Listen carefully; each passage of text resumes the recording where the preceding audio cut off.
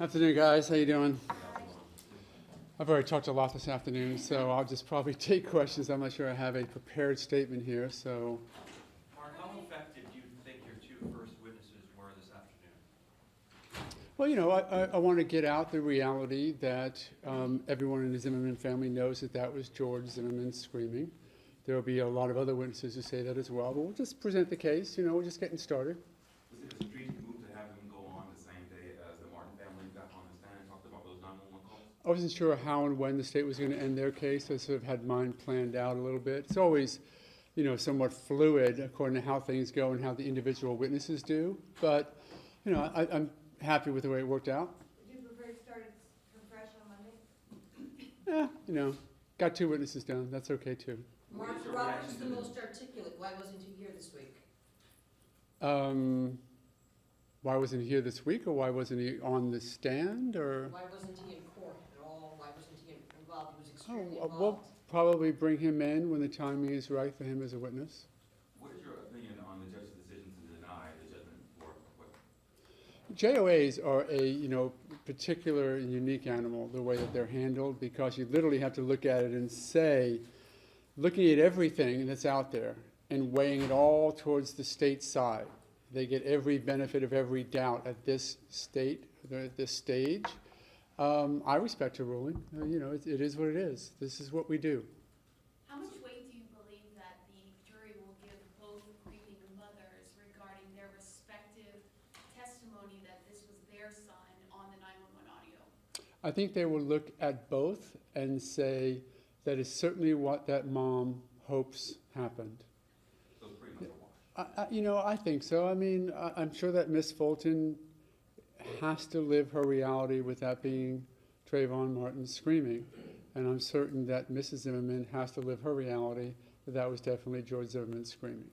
And we have to treat them as the grieving parents they are in different ways. And I'm not going to go behind why they said what they said. Mark, what do you make of the Do you think you'll have, how long will your case go? This is a non-answer, but a few days.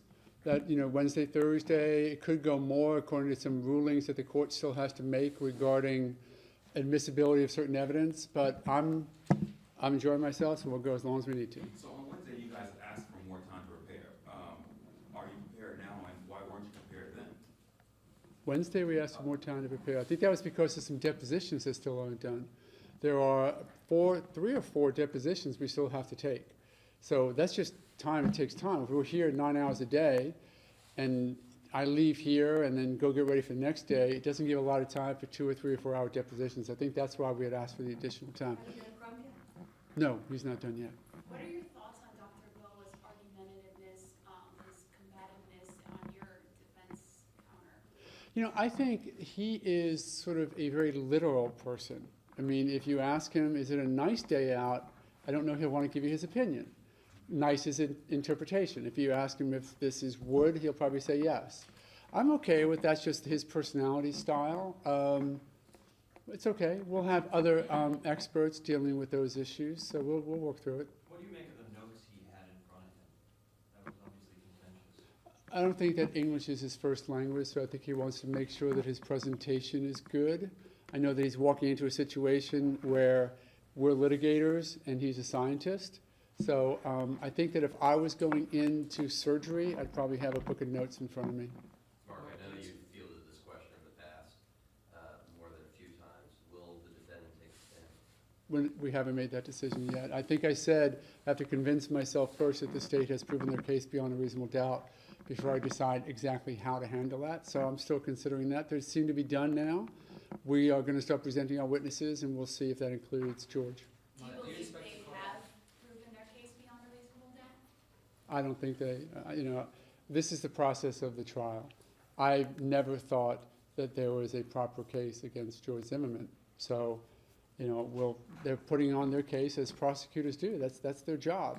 And my job is to defend George, and then the jury's job is to decide who did the better, whether or not the state proved their case. And we'll get there. Do you expect to call back any of the 39 witnesses that the state put up on? Yes, certainly do. Yeah, a number of them. Mark, I think some people were surprised when you questioned Miss Fulton. Can you just tell us the reasoning behind that? Some people maybe thought you were too tough. Some people didn't expect you to say anything to her and just said, This is what I do. So every murder case I have, I've talked to the murdered person's mother or father or sister or brother. It's what we do. You learn to try and be sensitive to what they're going through. And that with the reality that, like I said earlier, they're looking at this case and they can only live their lives with the belief that what happened to their son, Mrs. Zimmerman or Miss Fulton, was somehow somebody else's responsibility or fault. And I'm not going to bear any burden against her for that. It's a sad situation. And every time I talk to someone like that, it's very difficult. However, having said that, I certainly had to question her about it and bring out the reality that I'm sure she walked into that room wanting to hear her son's voice. Judge Nelson decided to just continue, obviously to let the case go on and deny. Do you think that her thinking behind that is how the jury is thinking? How worried are you that the fact that you didn't get a judgment of acquittal also means the jury is thinking that maybe the prosecution did a good job? Oh, they're completely different standards. In the judgment of acquittal standard, literally everything has to go in favor of the state. As we know, in a criminal trial for the jury's consideration, they have to be convinced beyond a reasonable doubt that a crime occurred, that my guy did it, that he did it in the way that they have to prove it, and they also have to prove that my client did not act in self-defense. So you have those, Were you surprised by anything that the state put on?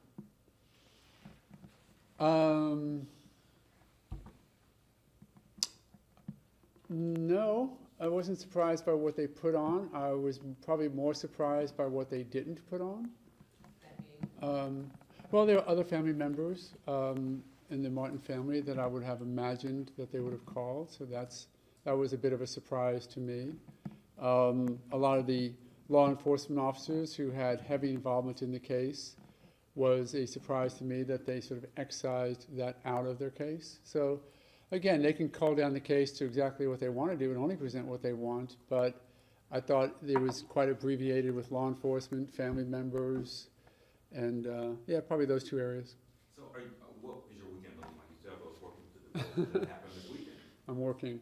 I think 2 or 3 are this weekend. We'll be just getting ready. I mean, this is what we do. We get ready. We're in the middle of trial, so I'm very good with just getting ready. You seemed surprised when the judge, when you said that you felt sorry for her loss to Sabrina Fulton. You seemed a little taken aback that she wouldn't allow you to express that. It's funny because I think in most, if not every one of my other cases where we deal with a decedent or someone who's been lost or just seriously injured, I don't think that it's pandering to say that I'm sorry for your loss. I'm not going to be not human, and if that happens to violate or somebody wants to object to me being slightly human to a mom who's lost a son, so be it. I'm not going to change my stripes because somebody else thinks that I'm pandering. Do you think it was strategic for the state in their questioning of Sabrina Fulton to limit their scope so as not to open the door into Trayvon Martin's character, so the cross would not be included with Trayvon Martin's marijuana use and his suspensions? Well, that was very well crafted. They're good prosecutors. Had they gone anywhere near certain other areas, then they would have opened the door for what you now know is an extraordinary amount of information that's out there to have countered any suggestions regarding Trayvon Martin. So, as I said in the beginning, however, we want to keep this case on the 6 or 7 minutes it happened that night. Their decision not to try and bring up, evidence of Trayvon good character, and I'll just use the evidence terms, then avoids the need for me to address those other issues that might otherwise be relevant. So that being said, you're not. State now that the defense, now that, you're putting on his case, how is that, is he more encouraged now, is he? I think he's still very worried. He's very stressed because here's what's going on. The state is still trying to put him away for life in a situation where he thought that he was doing only what he had to do to protect his own life. So I think he will sigh a sigh of relief when the acquittal happens, and not a moment before. You said you want to keep this to the 6, 7 minutes in time that this happens, so that means you won't push any further to bring Trayvon Martin's past into this case? Or? Well, there are other issues that are out there that I think are relevant. And those include just sort of how these people got to where they got and why they reacted the way they did. For example, they brought in George Zimmerman's fact that he had gone to some legal studies classes, right? And that he had called on other men, other black men. I think that that has now made certain other elements of the evidence relevant as to what Trayvon was doing and some of his background. And that, you know, Judge will address that next week and let us know her thoughts.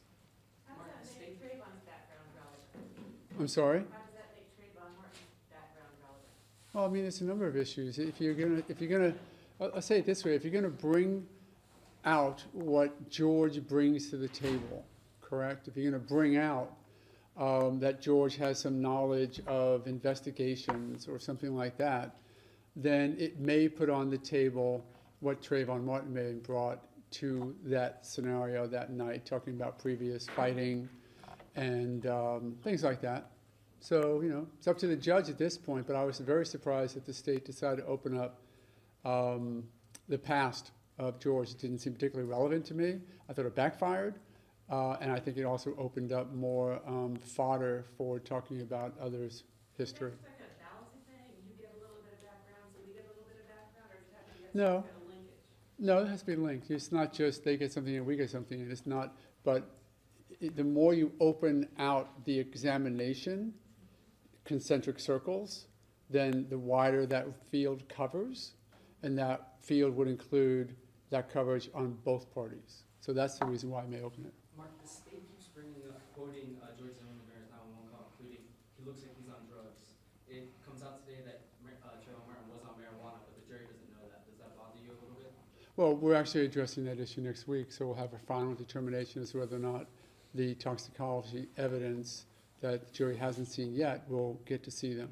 The judge seemed today to say from the bench, I've already ruled on that, for closing the toxicology results on marijuana. Has she already ruled on that? My understanding, and I looked at the motion in the order, that the motion suggested that it was kept out because there was going to be no evidence, no witness would suggest that it had any relevance. We now have one. We have Dr. Bao who said, oh, a matter of fact, you know what, it does have some effect. And of course, we'll have others. So I think the judge, I think her standard was, prove to me that there's a connection, there's a relevance to it before you tell the jury about it. And we'll try and do that, then it'll be her decision. What about George's past with the restraining orders and assault? Oh, you know, the evidence code is fairly specific as to what can be gotten into and what can't be gotten into as far as that. I would almost welcome the idea that the guy was out helping out another friend of his. They charged him, then it was dropped to misdemeanor, then he was put into pretrial diversion, then it was dropped completely. I would be quite okay with that. Were they to do that, then it would really be gloves off and a lot of other information that I'm certain they don't want to go anywhere near. Not to mention, of course, the 40 or 37 witnesses the FBI interviewed, all of whom said George is a non-racist and non-violent and a great guy, and everything else you guys know about from the discovery. So I would imagine the state is not going to be sophomoric enough to get into that information. All right? Are you seeking to admit some of that evidence? That he's not a racist, all these witnesses that I'm not sure that I haven't, to tell you the truth, we haven't made that final decision yet. I think the state has pushed that door open with the suggestion they did in the reports, but we'll be working on this weekend, actually. All right, guys, enjoy the weekend.